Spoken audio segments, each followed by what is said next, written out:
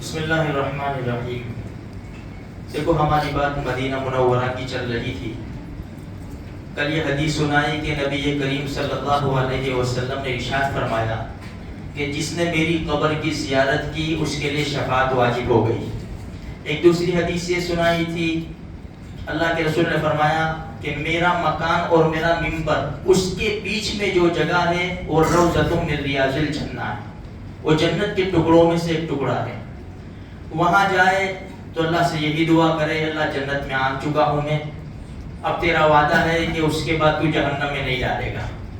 دوسری ایک حدیث یہ ہے، دیکھو مدینہ منورہ میں مرنے کے فضائل بہت بڑے ہیں، لیکن نیت صاف ہونی چاہیے انسان کی، کیونکہ یہاں سے تو انسان دعا کرتا ہے اللہ مدینے کی موت دے، آمین آمین، لیکن وہاں بخار آتی ہے نا تو پھر بچے یاد آتے ہیں، اللہ ایک مرتبہ پہنچا دے، دوسری مرتبہ آ جاؤ نا پھر لے لینا۔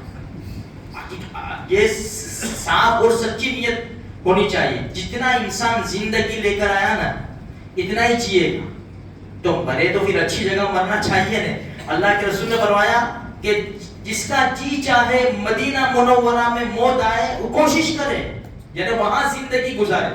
اسی لیے بزرگان دین رحمت اللہ علیہ مدینہ منورہ سے نکلتے نہیں تھے، یہی وجہ تھی کہ نکلیں گے نا موت آ جائے گی تو مدینہ کے باہر۔ امام مالک رحمۃ اللہ علیہ کا قصہ تو مشہور ہے کہ نفلی حج میں نہیں جاتے تھے، کہ بھائی میں حج میں جاؤں، نفلی نے کہیں ادھر ادھر میری موت آ جائے۔ ایک مرتبہ اللہ کے رسول کو خواب میں دیکھ لیا، یا رسول اللہ کتنی زندگی باقی ہے؟ تو ہمارے نبی نے اشارہ فرمایا یہ 5 انگلیوں سے۔ صبح میں حیران ہو گئے کہ 5 سال باقی ہے، 5 مہینے باقی ہے، 5 ہفتے باقی ہے، 5 دن باقی ہے کہ 5 گھنٹے باقی ہے۔ علامہ ابن سیرین رحمۃ اللہ علیہ جو مشہور خواب کے تعبیر ان کا زمانہ تھا، خادم کو بھیجا، سمجھ گئے کہ خواب کس نے دیکھا ہے، پہلے بتا، کوئی چھوٹا موٹا انسان یہ خواب نہیں دیکھ سکتا۔ فرمایا جاؤ ان سے جا کر کہو کہ جو اللہ کے رسول نے یہ انگلیوں کا اشارہ کیا نا 5، نہ 5 سال مراد ہے، نہ 5 مہینے، نہ 5 ہفتے، نہ 5 دن، نہ 5 گھنٹے، اس سے مراد قرآن کریم کی آیت کریمہ ہے ان اللہ عنده علم الساعہ، کہ قیامت کا علم اللہ ہی کو ہے۔ وَيُنَزِّلُ الْغَيْثَ، بارش کب آئے گا، کتنا آئے گا، اس سے کیا فائدہ کیا نقصان اللہ ہی کو معلوم ہے۔ وَيَعْلَمُ مَا فِي الْأَرْحَامِ، ماں کے پیٹ میں کیا ہے، عورت کیا جنے گی، نیک بنے گا بد بنے گا، کتنی عمر ہوگی، کیا ہوگا، پوری اس کا ڈاٹا یہ اللہ ہی کو معلوم ہے، ڈیٹیل سب اللہ ہی کو معلوم ہے۔ وَمَا تَدْرِي نَفْسٌ مَاذَا تَكْسِبُ غَدًا، کل انسان کیا کمائے گا ہمیں تھوڑی معلوم ہے، کل میرا کتنا بزنس ہوگا، کتنا فائدہ ہوگا، کتنا نقصان ہوگا، اللہ ہی کو معلوم ہے۔ وَمَا تَدْرِي نَفْسٌ بِأَيِّ أَرْضٍ تَمُوتُ، کون سی زمین میں مرے گا وہ اللہ ہی کو معلوم ہے۔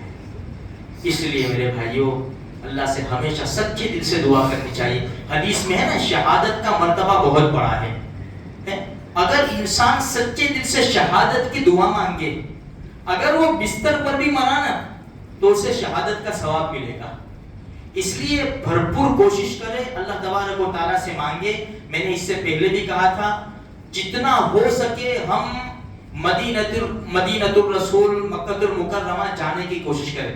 ہم یہاں گھومنے جاتے ہیں 50,000 60,000 روپے ویسے خرچہ ہو جاتا ہے، جیسے ہولیڈے میں ہم چلے گئے 50,000 40,000 جیسی فیملی ہمارا خرچہ ہو جاتا ہے۔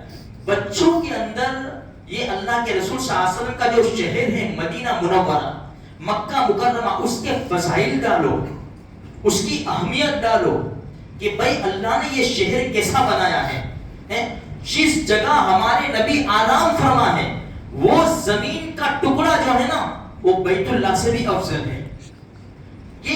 یہ شوق دلائیں گے بچوں کو تو بچے ادھر ادھر جانے کا نام نہیں لیں گے، وہ کیا کہیں گے پیسے جمع کرو، ہم اللہ کے رسول کو ملنے جائیں گے، اللہ کے رسول کو سلام پیش کرنے جائیں گے، ہم طواف کرنے جائیں گے، ہم امی ہاجرہ کی نقل اتارنے صفا مروہ کی صحیح کرنے جائیں گے، ہم ابراہیم علیہ نبی علیہ الصلوۃ والتسلیم کی نقل اتارنے شیطان کو کنکر مارنے جائیں گے۔